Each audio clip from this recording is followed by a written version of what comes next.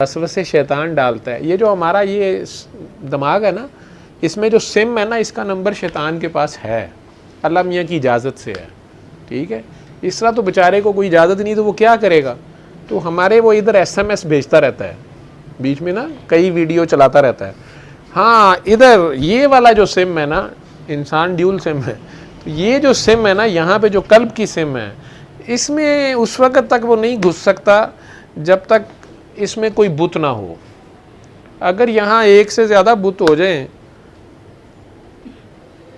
تو پھر وہ بھی بیچ میں آ جاتا ہے، پاسورڈ ہیک کر لیتا ہے، چوری کر لیتا ہے. 360 قسم کے بت کئی بار یہاں آ جاتے ہیں نا، کعبے کے اندر 360 قسم کے بت آ جاتے ہیں، ہم خود ہی سجا لیتے ہیں، رنگ کے، نسل کے، ذات پات کے، حسن کے، جوانی کے، ڈگریوں کے، میں کے، اپنی تسبیحوں کے، وظیفوں کے، نیکیوں کے، پارسائی کے، تقوی کے. تکبر سب سے گندا بت تقوی کا تکبر ہے. شیطان بیچارہ یہاں سے مار کھا گیا تھا، باقی سارا اس کا ٹھیک تھا، اس جتنی عبادت ہی کسی نے نہیں کی. بہت بڑا عابد اور زاہد ہے، لیکن بس وہ یہی بس مار کھا گیا کہ میں تو بہت پاک صاف ہوں. آپ نے اتنا پاک صاف ہو کے کیا کرنا ہے؟ شیطان اتنا پاک صاف تھا، اس نے کہا میں نے تو کبھی کچھ کیا ہی نہیں، میں تو ہر وقت اللہ کی حمد و ثنا کرتا ہوں، نمازیں پڑھتا ہوں، تسبیحاں کرتا ہوں. اور یہ آدم یہ گندی مٹی سے بنا ہوا، جس نے ابھی کچھ تسبیح بھی نہیں کی ہے، کوئی کلاس بھی نہیں پاس کی ہے، کوئی ڈگری نہیں ہے اس کے پاس، کوئی اس کی کوالیفیکیشن ہی نہیں ہے، اس کو میں اس کے انڈر آ جاؤں، یہ کیسے ہو سکتا ہے؟ سجدے کا مطلب تھا اس کے تابع آ جانا، اس کے انڈر آ جانا، وہ اب اس سے افضل ہے. تو لا الہ الا اللہ تو وہ مانتا تھا، لیکن آدم رسول اللہ نہیں مانتا تھا. باقی ساری مخلوق تو پاس ہو گئی اس ٹیسٹ میں، لیکن وہ رہ گیا. اب آدم سب سے فائنل ہے، تو آدم سے اوپر تو مخلوق کوئی نہیں آنی نا. آپ سارے اشرف المخلوقات ہیں اور آسن تقویم پہ ہیں، اللہ نے تو سارے اکٹھے ہی بنائے ہیں. آدم کا بھی تو کوئی ٹیسٹ ہوگا نا، آدم کا کوئی ٹیسٹ نہیں ہونا چاہیے. آدم کا بھی تو انصاف تو یہی ہے نا کہ آدم کا بھی ٹیسٹ ہو. فرشتوں کا ہوا ہے، جانوروں کا ہوا ہے، ہر چیز کا ہوا ہے. سورج بیچارہ بھی آپ کی خدمت اب کر رہا ہے، اس وقت سے آپ کو سجدہ کیے ہوئے آپ کی ڈیوٹی کری جا رہا ہے. درخت ہیں وہ آپ کی ڈیوٹی کر رہے ہیں، پرندے چرندے، ہوا، کیڑیوں سے لے کے ہر چیز تو ہماری ڈیوٹی کر رہی ہے، ہماری خدمت کر رہی ہے. تو ہمارے بھی تو ٹیسٹ ہوگا، ہمارے سے اوپر تو کوئی مخلوق نہیں ہے. تو ہمارا ٹیسٹ کیسے ہوگا؟ ہمارا جب بھی ٹیسٹ ہوگا کسی آدم سے ہوگا، آگے آدم ہی کوئی ہوگا، کوئی داتا صاحب ہوگا. لیکن یہ باتیں نہیں سمجھ آئیں گی.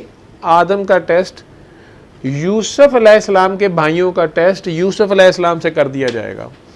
تو لا الہ الا اللہ تو وہ مانتے ہوں گے، لیکن یوسف رسول اللہ ماننے سے انکار ہو جائیں گے. نہیں یہ تو ہم سے چھوٹا ہے، اس کی تو ابھی کوئی کوالیفیکیشن نہیں ہے. لا الہ الا اللہ ابو جہل بھی مانتا تھا، وہ بھی اللہ ہی کہتا تھا، لیکن محمد رسول اللہ ماننے پہ تیار نہیں تھا، عبداللہ کو ماننے پہ تیار نہیں تھا. بندہ خدا، یہ بندہ خدا نہیں، میں کیوں نہیں، میری کوالیفیکیشن زیادہ ہے. ٹھیک ہے، اسی طرح ہمارے سامنے بھی زندگی میں کہیں کوئی اللہ کا بندہ آ جاتا ہے جو ہمیں نہیں پتہ ہوتا کہ وہ اللہ کو اس کی کوئی ادا زیادہ پسند ہوتی ہے، کہ وہ قرب میں زیادہ ہوتا ہے، اس نے کوئی قربانی زیادہ دی ہوتی ہے، اللہ کے لیے دی ہوتی ہے، اللہ نے مانگی ہوتی ہے. اولاد کی آزمائش بہت بڑی ہے، جیسے وہ بتا رہے ہیں، جان کی آزمائش، مال کی آزمائش، کربلا میں ساری عزت آبرو کی بھی آزمائش، سارا کچھ، کاکیاں ساتھ ہیں، سارا کچھ ہے، وہ ساری آزمائش اکٹھی بھی لے لیتا ہے. یہ اس کی مرضی ہے. اگر آپ اللہ کی خاطر قربان کرتے ہیں تو پھر آپ قرب میں ہوتے ہیں، اس کے قرب اس کی قربانی سے ملتا ہے.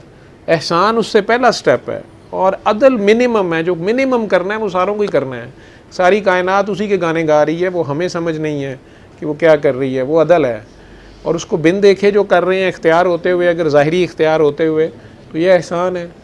لیکن اگر وہ اس کے باوجود پھر کچھ مانگ لیتا ہے، آپ کی عزیز ترین چیز مانگ لیتا ہے اپنے لیے اللہ کی راہ میں، تو یہ قربانی ہے. قربانی شرط ہے اس کی اللہ کی خاطر. فصلی لربی کا ونحر جو کہتا ہے نا، وہ یہ ہے کہ میں نے تمہیں پاکی عطا کی ہے، لیکن شرط کیا ہے؟ اور بھی پاکی کوئی لینا چاہتا ہے، آپ کہتے ہیں نا پاکی چاہیے مجھے، وہ کہتا ہے نماز قائم رکھ. نماز اس کو دیکھتے رہنے کا نام ہے، میرے سوا کہیں نہ دیکھی، میرے سوا کسی سے نہ مانگی، میرے سوا کسی اور کی طرف خیال بھی نہ جائے. یہ نماز ہے 24 گھنٹے کی، ہر طرف آپ کو اللہ نظر آئے. بیمار کی تیمارداری، غریب کی مدد، مسکین کی مدد، یتیم کی مدد، یہ علماء حضرات کا کام ہے، وہ آپ کو بتائیں، میری تو سمجھ کم ہے، ہو سکتا ہے ایم میں ہذیان بکتا رہوں، میرا اس میں کوئی تعلق نہیں ہے، میں ایم کو الٹی سیدھی تشریح کر دوں جو علماء حضرات آپ کو کہتے ہیں، لیکن موٹی بات تو انہیں بتانی چاہیے آپ کو۔ وصلی ربی کا والنحر کیا ہے؟ سورہ کوثر میں جو اللہ فرما رہا ہے، سرکار کو کہہ رہا ہے، ان کی پوری نسل کو کہہ رہا ہے کہ ہم نے آپ کو پاکی عطا کی، لیکن شرط فارمولہ کیا ہے؟ فصلی لربی کا والنحر، نماز قائم رکھ اور قربانی دیتا رہ۔ قربانی بکروں کی نہیں دینی قربانی، ٹھیک ہے؟ اسماعیل علیہ السلام کی قربانی ابراہیم علیہ السلام سے مانگی گئی ہے، حالانکہ انہوں نے دعا مانگی ہے کہ میرا یہ بیٹا جو ہے اسی میں سے آخری نبی ہو۔ اللہ کہتا ہے پہلے اس کو چھری پھیرو۔ اگر وہ چھری پھیر دیتے ہیں، وہ ذبح کر دیتے ہیں اسماعیل کو، تو پھر کہاں سے نسل آئے گی؟ وہ تو دعا کچھ اور کر رہے ہیں اور اللہ اس کے اپوزٹ ان سے مانگ رہا ہے قربانی، لیکن انہوں نے اپنی خواہش کی قربانی وہاں کر دی ہے۔ انہوں نے کہا ٹھیک ہے، کیوں؟ ان کا یہ ٹیسٹ اللہ نے لیا نا اللہ کی راہ پہ۔ پہلے اس سے پہلے بی بی ہاجرہ کو چھوڑ گئے، اس وقت بھی بیٹا پیدا ہوا ہے، اس بوڑھی عمر میں جا کے بیٹا پیدا ہوا ہے، پہلے آگ میں، کتنے تو ٹیسٹ ہیں، تب ابراہیم علیہ السلام 7ویں آسمان پہ ہے نا، ٹیسٹ ہیں، اللہ لیتا ہے ٹیسٹ، تو وہ اس کی اپنی مرضی ہوتی ہے، وہ تو اس کے خاص لوگ ہوتے ہیں نا۔ اسی طرح اولیاء میں بھی کئی ٹیسٹ دیتے ہیں، جیسے داتا صاحب کی میں بات کر رہا ہوں کہ وہ سب جنگل بیابان میں سے کراس کرتے ہوئے ادھر آئے، کیوں آئے؟ آج پورا لاہور مسلمان ہے، اور واقعی ماشاءاللہ اتنی توفیق ہو گئی ہے کہ اب ہم داتا صاحب کی غلطیاں صحیح اور غلط نکالتے ہیں، وہاں یہ ٹھیک ہو رہا ہے، وہاں یہ غلط ہو رہا ہے، داتا صاحب مر گئے ہیں کہ زندہ ہیں، جانا چاہیے کہ نہیں جانا چاہیے۔